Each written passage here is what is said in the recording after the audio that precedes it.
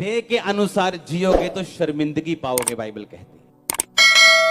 इसलिए पौलुस ने कहा अगर मैं अपनी देह को मारता कूटता और वश में लेके आता हूं, ऐसा ना हो कि मैं औरों को प्रचार करके खुद किसी रीति से क्या ठहरूं, निकम्मा ठहरूं।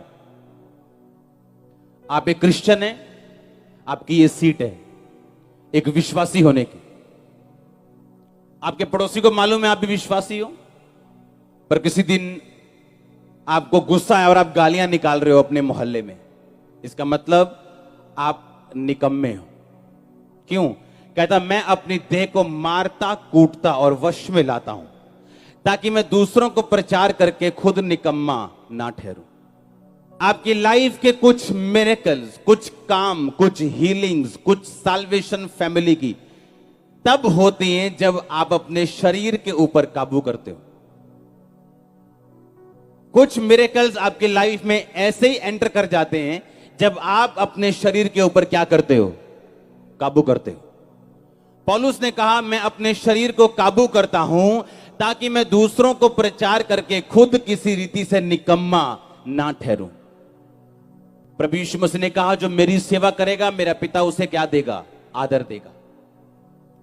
अब परमेश्वर की सेवा करने का मतलब यह है आत्मा से जीना, क्योंकि हर बंदा पुलपट पे आने के लिए चुना नहीं गया, पर हर बंदा प्रचार करने के लिए, यीशु मसीह का नाम बताने के लिए, परमेश्वर की हीलिंग करने के लिए चुना गया। एक विश्वासी भी हाथ रख सकता है, लिखा मेरे विश्वास करने वालों में ये निशान होंगे, या वो भी प्रार्थना कर सकता अगर उसको हाथ रखने की अगुवाई नहीं है तो। पौलुस ने अपने वचन में लिखा कि मैं अपनी देह को मारता कूटता और क्या करता हूं, वश में लेके आता हूं। जिसकी देह वश में नहीं उसकी लाइफ वश में नहीं। जिसके हाथ, जिसकी आंखें, जिसके पैर कंट्रोल में नहीं उसकी पूरी लाइफ कंट्रोल में नहीं है। आपने नशे की गवाही दी, आपको क्या लगता है शैतान आपके पास दोबारा नहीं आएगा? आपको नशा करने के लिए नहीं भरमाएगा? आपको वो भरमाएगा, क्योंकि बाइबल कहती है वो छोटी सी गवाही जो परमेश्वर ने आपको दी वो अगली गवाही का बीज है। और अगर आप अपनी देह को मारेंगे, कूटेंगे और वश में लेके आएंगे और शराब नहीं पिएंगे, बावजूद इसके कि अगली गवाही आए चाहे लेट आए, तो अगली गवाही आना तय है, क्योंकि आप बढ़ाए जाएंगे, क्योंकि आप निकम्मे नहीं। परमेश्वर ने कहा अगर तू अपने शरीर को वश में कर ले तो तू निकम्मा नहीं होगा, तू फलदायक होगा, तू फ्रूटफुल होगा। अगर आपका शरीर काबू में है तो आपकी लाइफ काबू में। बाइबल कहती है आपकी बॉडी वही करना चाहती जो परमेश्वर का आत्मा नहीं करना चाहता। लेकिन शरीर आत्मा के खिलाफ और आत्मा शरीर के खिलाफ हर वक्त चलता है, ताकि जो कुछ तुम करना चाहते हो तुम कभी ना कर पाओ। आप हर एक बंदे को, जो आप यहां बैठे हो, आपको डिवाइन असाइनमेंट मिली है स्वर्ग से। आप जानते हैं आपको होमवर्क मिला है स्वर्ग से, आपके लिए काम ठहराया गया है स्वर्ग से। आपकी लाइफ चेंज होते टाइम नहीं लगेगा। अगर आप साइकिल पंचर वाली दुकान पे काम करने वाले छोटे से वर्कर भी है ना, आपके द्वारा बड़े बॉस बचाए जा सकते हैं एक डिवाइन असाइनमेंट के जरिए। पर प्रॉब्लम क्या है कि एक गरीब बंदे को अपनी असाइनमेंट दिखती नहीं, उसे गरीबी दिखती। एक बीमार को अपना वर्क दिखता नहीं, उसे बीमारी दिखती। जबकि आप सब लोग, एक भी जन ऐसा नहीं है जिसको स्वर्गीय होमवर्क नहीं मिला करने के लिए। और जब आप वो होमवर्क करते हैं तब आप आगे बढ़ते हैं, और उस होमवर्क को करने के लिए आपको आत्मा में होना जरूरी है। और अगर आप आत्मा में नहीं, आप शरीर की लालसाओं को लिखा पूरा करते हैं, शरीर की इच्छाओं को पूरा करते हैं, तो फिर आपका होमवर्क आप नहीं कर पाएंगे, क्योंकि आपको आत्मिक होमवर्क करने के लिए आत्मिक जीवन की जरूरत है। दो तरह की बुद्धि काम करती है, शारीरिक और आत्मिक। आत्मिक बुद्धि की आपको सबसे अधिक जरूरत है इस टाइम। पौलुस के अंदर आत्मिक बुद्धि थी। कैसे? कैसे बड़ी खांबरा कलीसिया? आत्मिक बुद्धि के कारण। पौलुस कहता मैंने परमेश्वर से प्रार्थना की, परमेश्वर ये शरीर का कांटा दूर कर, इस बीमारी को दूर कर। परमेश्वर ने कहा मेरा फजल तेरे लिए क्या है, काफी। सोचो अगर आत्मिक आंखें बंद होती तो पौलुस को दिखता ही ना, और वो सोचता हाय मेरे से कौन सा कसूर हो गया, परमेश्वर ने शैतान को मेरे साथ ऐसा क्यों करने दिया। पर बाइबल कहती है उसको परमेश्वर की आवाज आई, मेरी सामर्थ तेरी निर्बलताइयों में सिद्ध होती है। जब तू नाना प्रकार की परीक्षाओं में पड़े तो पूरे आनंद की बात समझ। क्योंकि तेरे परखे जाने से धीरज उत्पन्न होता है, और अपने धीरज को पूरा काम करने दे ताकि तू सिद्ध और सिथर हो जाए और तुझमें किसी भी बात की कमी और घटी ना रहे।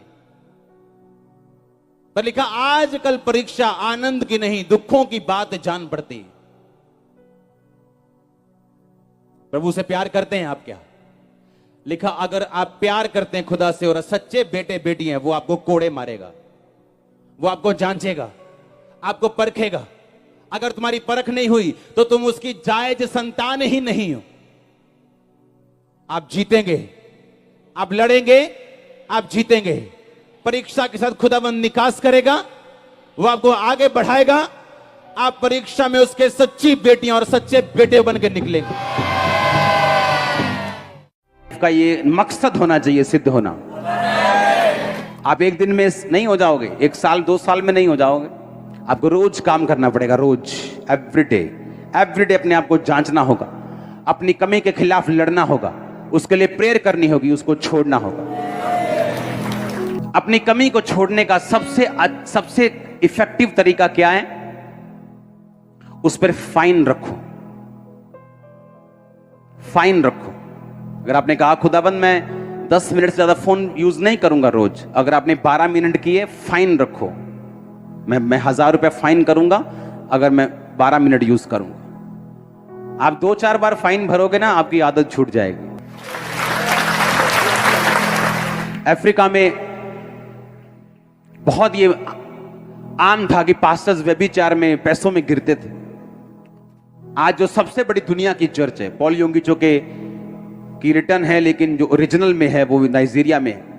उस पास्टर ने कहा परमेश्वर, जो मैं देख रहा हूं अपने आसपास इन प्रॉफिट्स को, इन लोगों को, एक तरफ सोना और दूसरी तरफ प्रोफेटिक देना, कहता परमेश्वर अगर मैं लाइफ में कभी भी व्यभिचार करूं तो मुझे उसी दिन कोड होना चाहिए। वो प्रार्थना करता था ऐसे। और आज वो स्टेडियम बना रहा है जो दुनिया का सबसे बड़ा स्टेडियम है, 3000 करोड़ का। मैंने कहा आप बेवकूफ बनाकर थोड़ा बहुत कर सकते हैं, लेकिन ना तो वो लंबा होगा ना बहुत ज्यादा होगा। अपनी कमियों के ऊपर फाइन रखो, देखना वो छूट जाएंगी दिनों में। और जब वो छूटेंगी ना, और जो फिर रस आएगा, जो फिर वो बहेगा ना, जो जीवन जल है, आपको मालूम होगा हाँ कुछ फर्क हो रहा है। आपकी लाइफ की कुछ बरकतें ऐसी हैं जो आपकी प्रेयर से हल नहीं होती, आपके उस कमी को, पाप को छोड़ने से हल हो जाती। अपने हाथों को उठाओ, सब जन खड़े हो जाओ। थैंक यू जीसस बोलो, ऊंची आवाज में बोलो, अपने हाथों को हिला के बोलो।